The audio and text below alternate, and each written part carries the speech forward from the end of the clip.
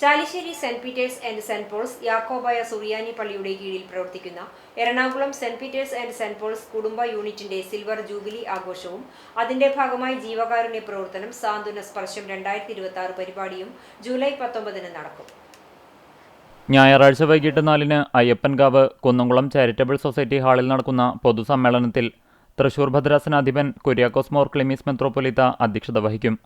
സാന്ത്വന സ്പർശം എറണാകുളം ലോകസഭാംഗം ഹൈബി ഈഡൻ ഉദ്ഘാടനം ചെയ്യും.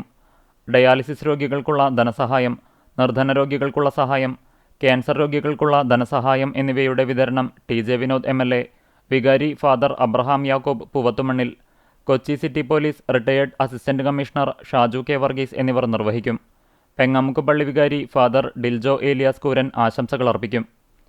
ചാലിശ്ശേരി ഇടവകയിൽ നിന്ന് ഉപജീവനാർത്ഥം എറണാകുളത്തിന്റെ വിവിധ ഭാഗങ്ങളിൽ താമസിക്കുന്ന 29 കുടുംബങ്ങളാണ് യൂണിറ്റിനു കീഴിൽ പ്രവർത്തിക്കുന്നത്.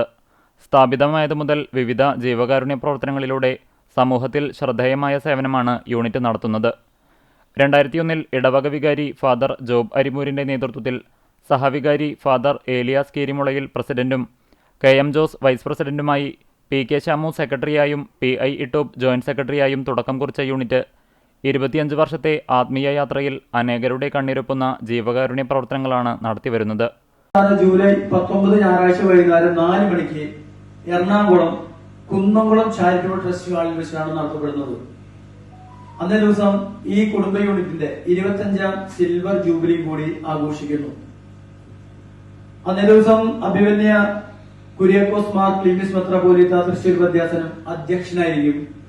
ഉദ്ഘാടനം Shri Hibi Eden Ernakulam MP, TJ Vinod Ernakulam MLA, ഇടവക വികാരി father Abraham Yakob, father Diljo Elias Kooran, Shaju K Varghese മുൻ DCP കൊച്ചി സിറ്റി, വികാരി father Abraham Yakob Poovathumannil, vice president PK Jiju, secretary PK Shamu, joint secretary CV Babu, treasurer AI David, youth association secretary Jees Jose എന്നിവരുടെ നേതൃത്വത്തിലുള്ള എക്സിക്യൂട്ടീവ് കമ്മിറ്റി നേതൃത്വം നൽകും.